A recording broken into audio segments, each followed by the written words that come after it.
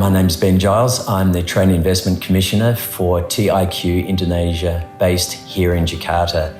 I manage a team of 4 here, 1 office manager and 3 business development managers.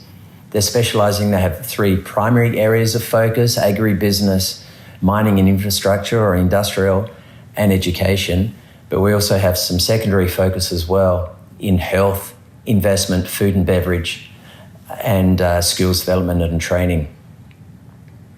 This is my 3rd time living here. I've been in this role for 2 years. I first came to Indonesia in 1993, just after university.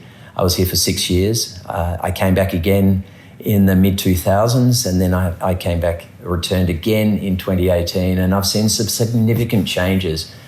So part of this presentation will be to discuss some of those noticeable changes, and majority of which are for the better. We are here as an office to support Queensland business enter Indonesia, or that are thinking of entering Indonesia or doing business with companies here. We are here, we are still here, and we are here on the ground to assist. When I say we are still here, there is of course the global pandemic is around us. It's getting worse in Jakarta at the moment. It is at fairly high levels. The positive and the reassuring sign is that social distancing and the wearing of masks are of course mandatory. There is some assurance knowing that people will be practicing this. Having said that, we are monitoring the situation, and we will be probably returning to home if need be. Our office was working from home. We had a partial lockdown from March, the middle of March, until middle of June. We returned to the office. We've been meeting people, but as I said, it's slowly increasing again. We can return to home and work easily and still connect to businesses. The economy has taken quite a large hit. It has been driven over the last decade at approximately 5% GDP growth every year. Unemployment has taken a big hit, as with most countries around the world. It's up over the 3 million mark. However, it's unknown the hidden unemployment of what those true numbers really are. It's expected that Indonesia will suffer some negative growth, around negative 0.5% GDP growth this year. But given the size of the economy, it's a large consumption-driven economy. It is expected to do a V-shaped recovery into 2021. Indonesia, as many know, is a large consumption-driven economy. We all know the figures. It's the 4th most populous country in the world. It's the largest Muslim nation in the world. It's a secular economy. It's a very large democracy. There are 270 million people. There's a growing middle class. We hear of all of these numbers. In the next 10 years, it's currently the 11th largest economy in the world by GDP standards. By 2030, it's expected to be in the top 5. These are all fantastic numbers, and they're all very, very exciting. We hear them a lot, but what does that really mean? Does it mean that it's very easy to do business? Does it mean that we can just set up easily and then the world is our oyster? And unfortunately, that is not the case. Indonesia is still a very challenging market. It's a very challenging environment. It's also a very competitive environment to work in. And that is why we have an office here, and we're here on the ground to assist, just to guide businesses on that journey. The relationship between Australia and Indonesia is one that's incredibly close. It's been 70 years in its making. Diplomatic relations are now 70 years this year. Built on education through the Colombo Plan, and then there was significant trading over that time as well. Education has been probably the backbone of the relationship. Many senior members of government have studied in Australia, and also many hundreds of thousands of Indonesians have returned over the last 50 years to Indonesia with that soft spot of Australia in their hearts. We have Queensland University reps here in Indonesia. And I'm very pleased to say that we have CQU just set up a campus here. Just above me is the Batik. They have their own Batik, which is in CQU's colours as well. So we're very excited to have Australia's first university, and that they'll be soon getting their permit to operate as a university here in Indonesia. They're offering courses already here in Masters of Business and in Digital Media. The relationships, it's about, in terms of bilateral relationships, we're about the 12th largest economies in our relationship. So it's, for a close neighbour, it's not bad, but there's a lot more to be done. Between Queensland and Indonesia, we're about the 10th largest trading and bilateral partner. We comprise around 20% of merchandise trade and around 25% of services as well. Of course, our merchandise trade to Indonesia is in the traditional areas, in mining, in coal, but also in agri as well. So in cattle and beef, of course, sugar, and a lot of other agri products. So there's some of the larger merchandise trade areas. Services, of course, are still very big. One of our biggest service exports, of course, is education, and of course, tourism. What's changed over the years, and what I've really noticed in my time here, continually coming back over the 30 years or so, is the digital economy and that rise of the middle class. It's quite a stark difference. I mean, when we look out the window, you see a bustling modern metropolis. And it's a little paradox on some of the perceptions on Indonesia and how it is seen from its nature as a developing economy. But in many ways, in many areas where it is still developing, it is now very much a thriving, bustling, modern economy as well. So the relationship between Australia, Queensland, and Indonesia is really compatible, and over the 70 years, it's a really complementary relationship. There are so many areas that we produce and our services that we provide that Indonesia needs, and vice versa. We are incredibly close partners. Sure, in the news, we sometimes see some negative footage, but the bottom line relationship is incredibly strong. The relationship is amazingly wide. There are opportunities in nearly every sector in Indonesia. Not to say that it's easy to do business here. It is quite difficult. But in each sector, there is an opportunity depending on whether the offering can be as an export or joint venture or a license. It all comes down to these partnerships.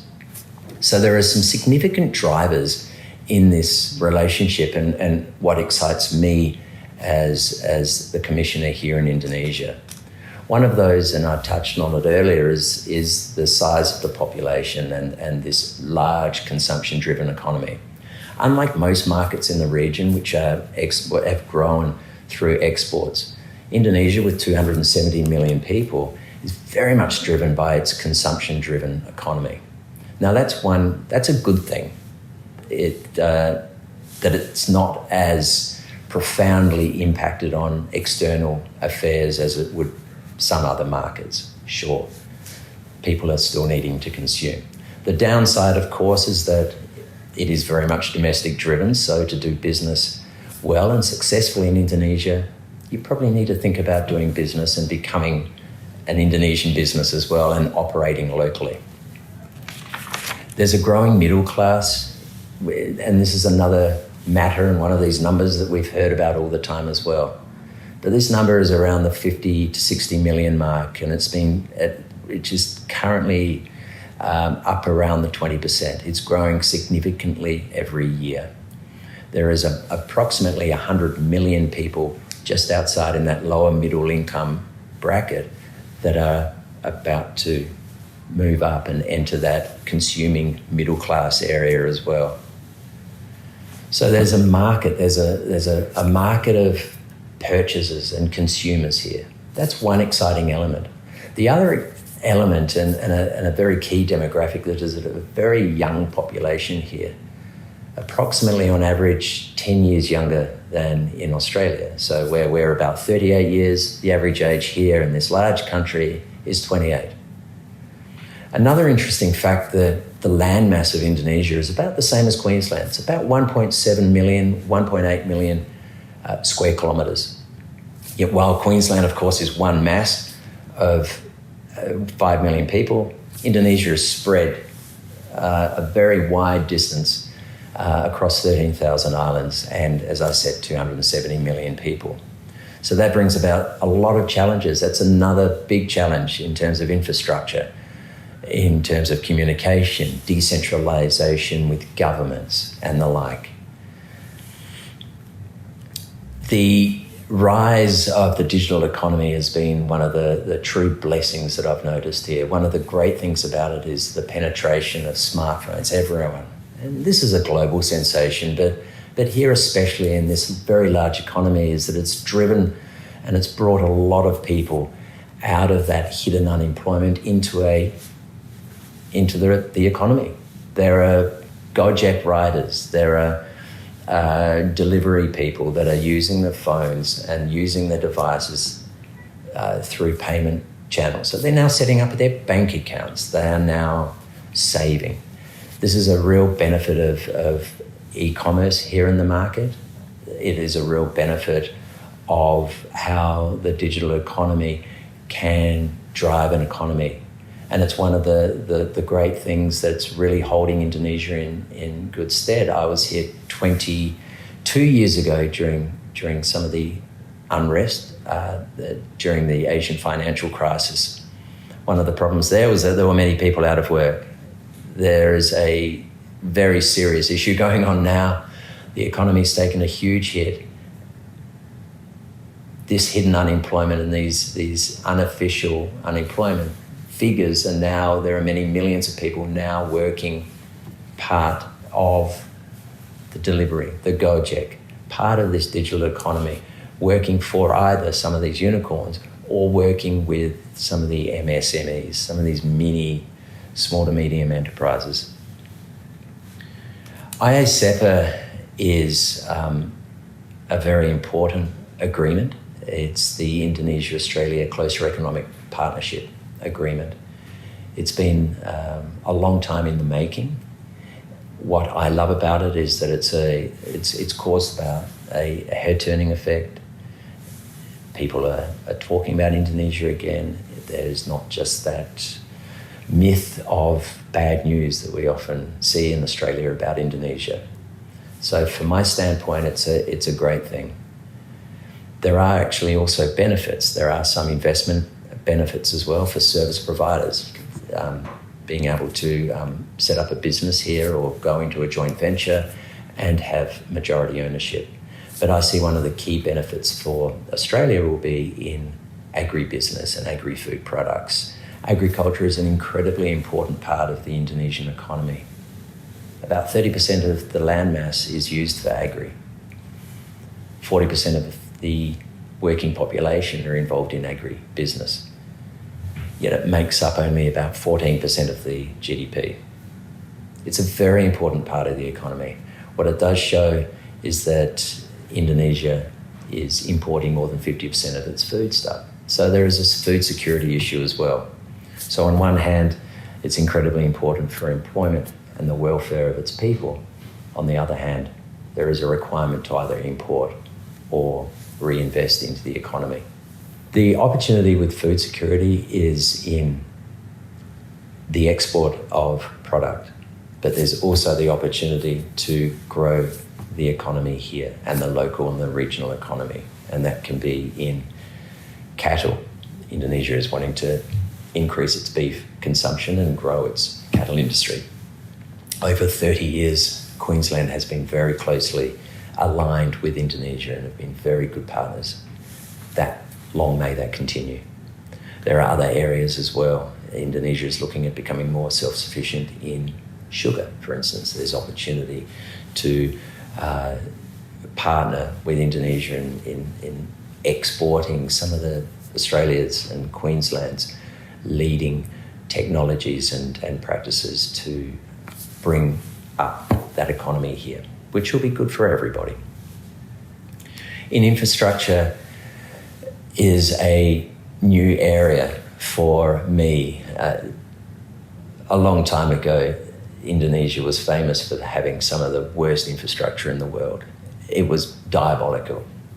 At the start of President Widodo's term in 2014, he pledged a 10-year plan of $500 billion for a nation-building infrastructure projects in ports, airports, urban infrastructure, roads, trains. Across the board, about 60% of this has been allocated and projects are underway. Despite the pandemic, Indonesia never really went into complete shutdown. These projects are still happening. It's very much happening, especially in Jakarta, where the MRT, thankfully, has already, there are already 16 stops here. It has eased the traffic somewhat. It is still quite horrible, but it is getting better. There are these things that are growing in this country that took 30 years to actually come to fruition that are now finally happening. Green building and other sort of efficiencies are other areas as well that there is that opportunity. Mining is an area that Queensland and Indonesia have been very close in as well. A number of companies, TIS has been here for 30 years, and there have been a number of others that have come on the back of the mining boom that really happened here and in oil and gas in the 70s and 80s. For the last 12, 15 years, it hasn't been as great.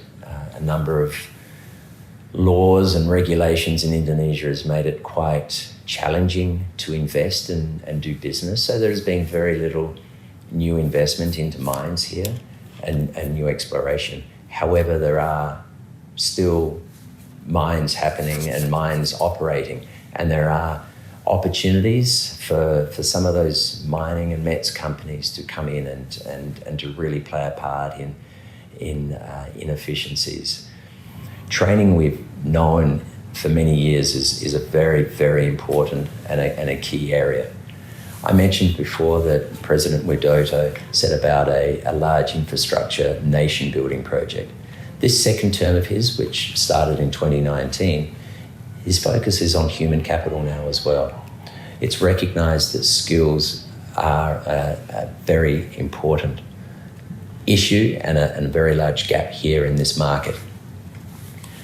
Like most countries in the region, there are skill shortages. A lot of kids go through university and then there's that gap in training. We can provide that, and there are a number of providers. TAFE Queensland has been very successful in providing courses here in market and back in Queensland as well. And that's where one of the opportunities I see moving forward. I mentioned before that Indonesia is very much a consumption-driven domestic economy. So in thinking locally, there are the opportunities indeed for students and executives for training and courses in Australia. But there is very much a greater opportunity for providers to come and conduct training here in market in Indonesia, either on their own or partnering with a local provider. Some of those opportunities we see are in agribusiness, in training in the use of agri-tech, in food handling, and in health and safety. The health and safety component is very much in mining, in infrastructure, in urban design, and in services, especially around hospitality and in tourism. And finally, of course, in health as well. So these are the areas where there are significant training and skills development opportunities for those providers that are able to come up and offer that that service. But it's not just necessarily for registered training providers.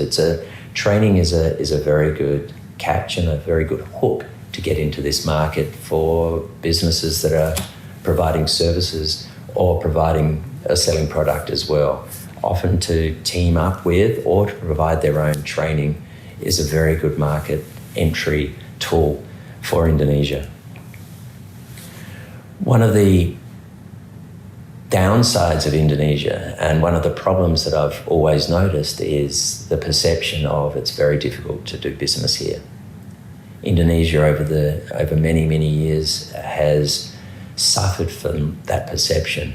In many times it is true and correct, but one of the great things I've noticed is that I've tried to remove the glasses from the 1990s and look at the new economy.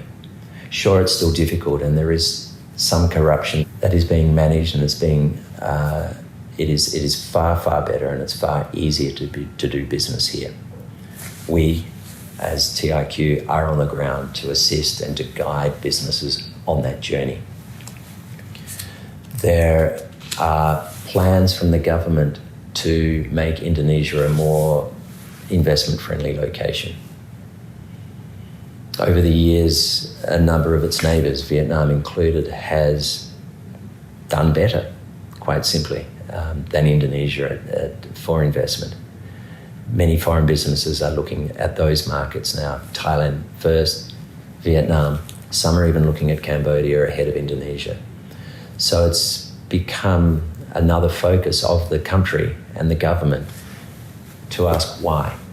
So one of those challenges is to bring about incentives. Troubles and obstacles and hurdles still remain. But there are many, many businesses from overseas here. The Koreans and Japanese have been here for more than 50 years, and they're major investors, and they've been doing very well. In the 90s, there were many, many Australian businesses here, a lot more than there are now. There were a lot of Australian business people here as well, but that has cut in the last 20 years to about 1/5. That's quite a telling statistic. It's a great statistic because it shows that Indonesia is developing on its path, and its own people are able and skilled in engineering and the like to do some of these roles that previously needed to be imported. But it also shows that, in a way, many people have left Indonesia probably in that Asian financial crisis and didn't come back. Well, part of this message is to say that it's definitely worth another look. Indonesia is definitely worth another look to come back and give it a go, and we are here to help.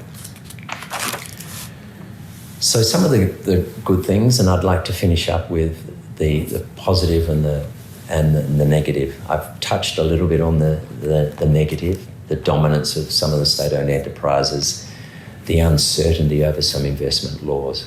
These are all in the process of being changed and will happen over the years. The positives, I mentioned the new digital economy, the young, vibrant, entrepreneurial spirit of the Indonesians. The improvement in infrastructure has been a huge driver and a change to connect Indonesia more digitally and through infrastructure as well. The final positive, of course, and the great thing is that the country is fueled by this large domestic growth. Come and be a part of it. So in summary, Indonesia, we are here. We are here on the ground to help. It's an exciting market. It's a challenging market, but there are opportunities abound here. So come, contact us. The details are on the screen. We are here to help. Terima kasih.